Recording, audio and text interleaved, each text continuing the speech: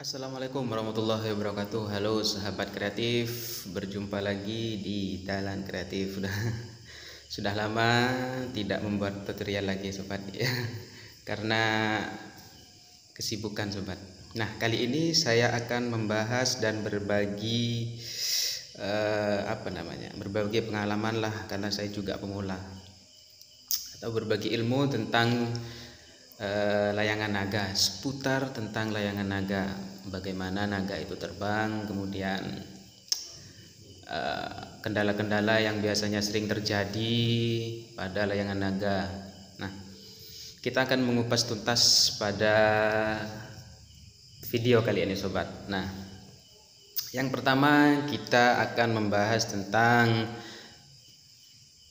tali ronce. Nah, tali ronce sudah umum di kalangan para pelayang, khususnya pecinta layangan naga. Biasanya banyak menggunakan tali ronce yang mati. Tali ronce mati itu artinya tali roncenya yang digunakan. Nah, ini adalah contoh saja miniatur. Tali ronce yang digunakan itu adalah tali yang tidak molor alias mati. Kenapa? Kalau talinya itu molor sobat, nanti akan berpengaruh kepada layangan itu saat terbang.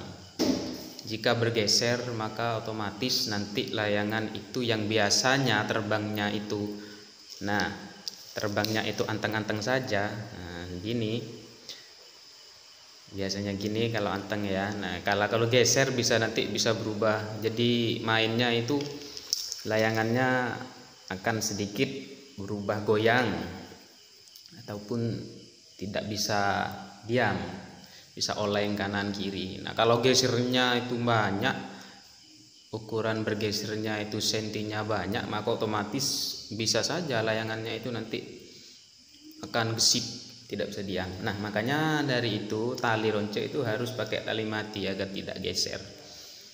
Kemudian panjang ukuran. Nah, panjang ukuran ini atau jaraknya ini dari ketiga ini, sisi kanan kiri atau sisi kampingnya, kemudian yang di atas, tali ronce yang di atas itu harus sama sobat jaraknya. Kalau jaraknya masing-masing 50, ya ketiga tali ronce ini yang samping kanan kiri dan atas harus 50 juga, jangan sampai tidak sama. Nah, kecuali nanti di bagian tali ronce yang paling depan sini. Nah, paling depan sini ini yang nanti dikaitkan kepada kepala naga. Nah, tali ronce yang di atas nih harus lebih pendek daripada yang tali ronce yang di kanan dan di kiri. Jaraknya paling tidak 5 cm atau terserah selera lah. Kalau saya biasanya menggunakan 7 cm. Kalau sobat ya terserah. Yang penting tidak sama sobat. Yang penting tidak sama. Biar nanti terbangnya begini. Terbangnya bisa bagus sobat. Kemudian untuk jarak tali ronce sobat. Nah, untuk jarak tali ronce ini sebenarnya terserah sih. Untuk jaraknya sebenarnya terserah, disesuaikan. Nah, cuman ada dua dalam penalian tali ronce. Yang pertama, jarak roncenya dekat, kemudian yang kedua, jarak roncenya panjang. Nah, jarak ronce dekat. Nah, kalau jarak ronce dekat itu layangan naga kita akan butuh angin yang agak besar sobat. Butuh angin yang agak besar.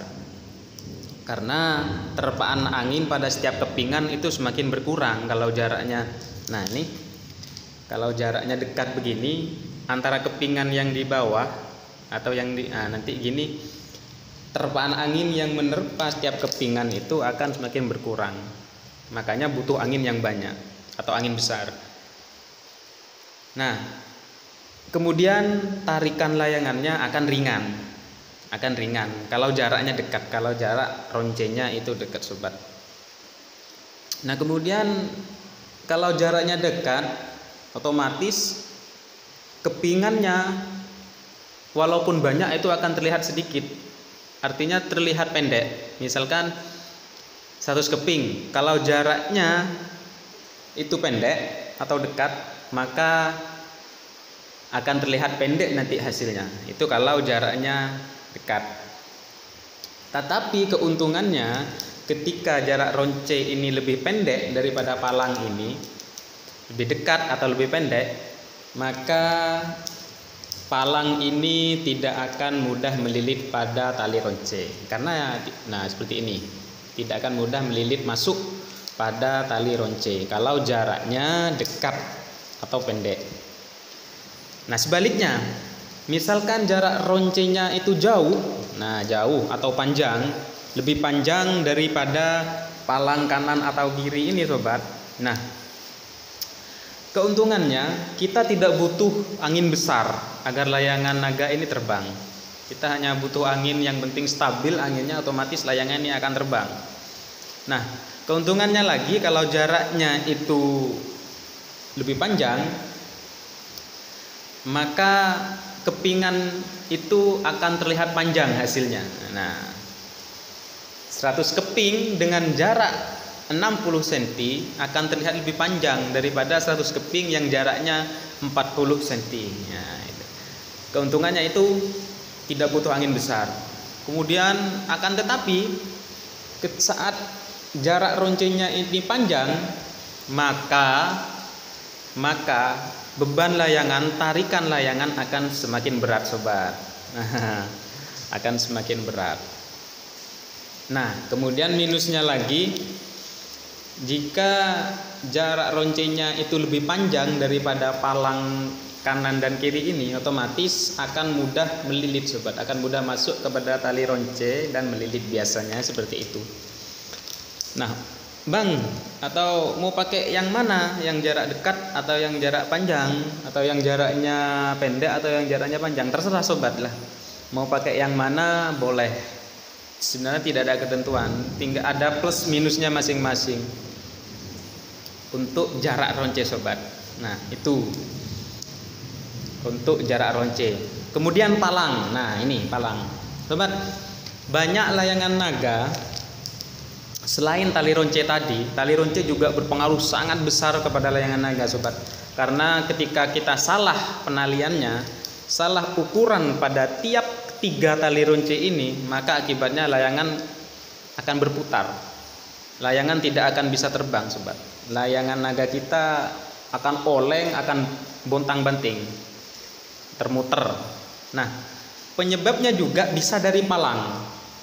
Nah, palang ini, sobat. Nah, palang ini, sobat ya, palang ini juga menentukan cara terbang layangan naga kita, sobat.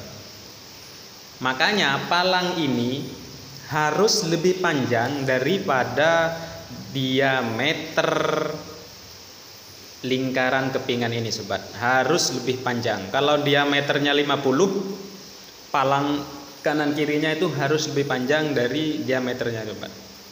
Kalau mau pakai rumus boleh lebih panjang 10 cm sampai 20 cm. Harus lebih panjang palangnya. Kenapa, sobat?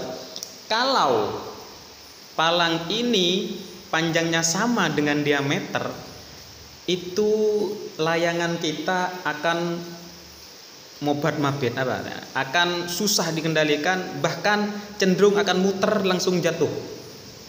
Kalau palangnya lebih pendek atau sama dengan diameter ini, sobat. Makanya palang ini harus lebih panjang daripada diameter.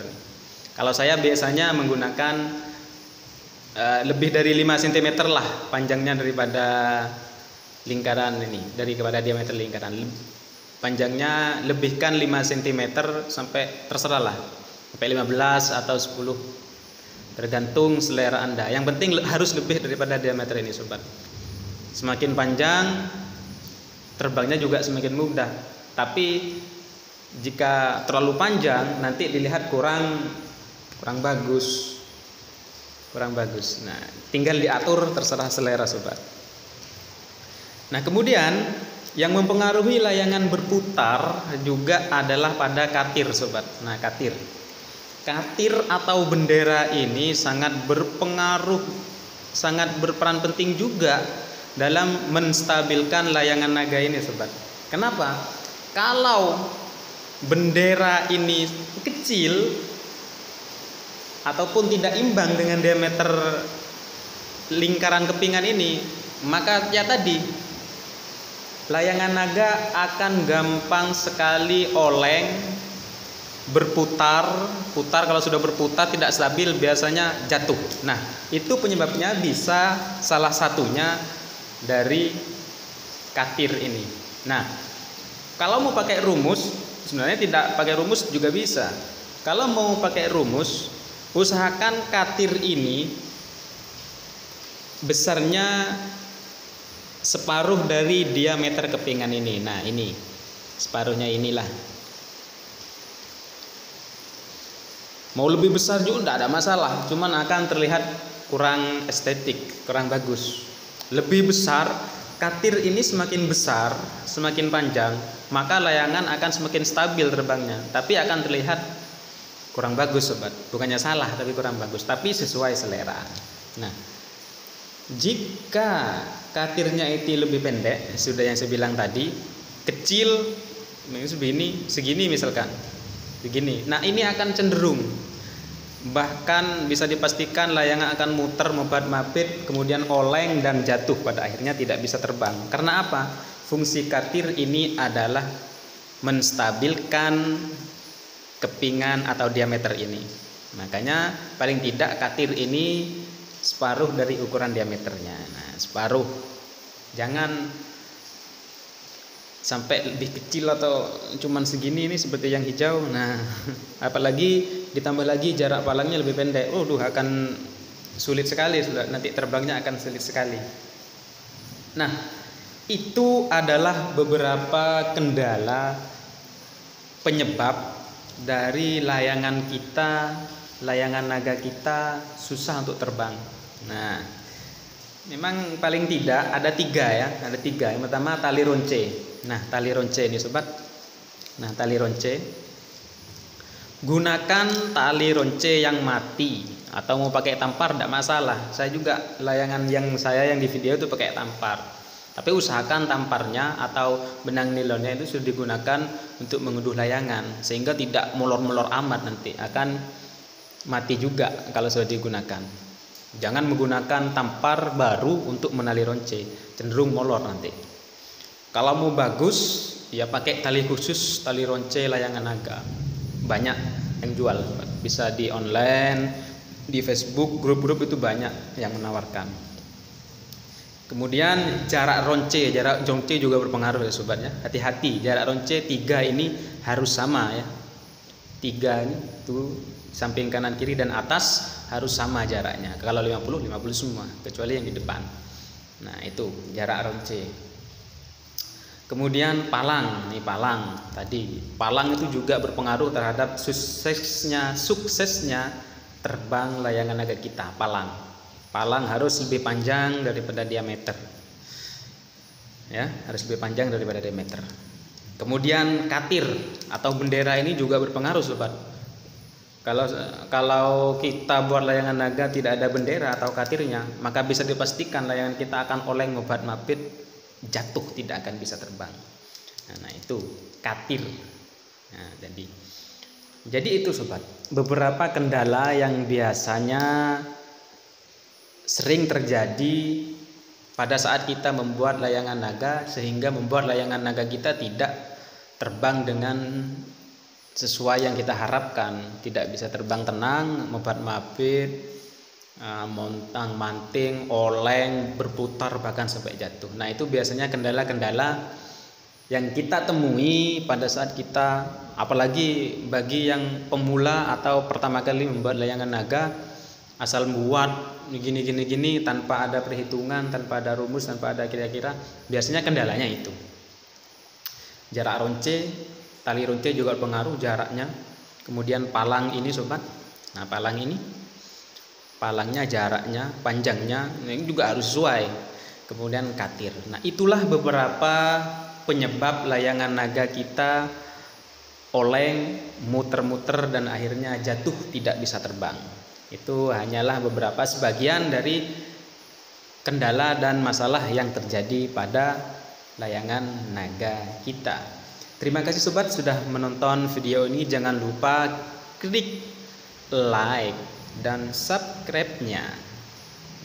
Terima kasih yang sudah subscribe. Semoga yang subscribe dan like video ini mendapatkan barokah, diberi kesehatan, sukses selalu untuk kalian semuanya, dan salam kreatif.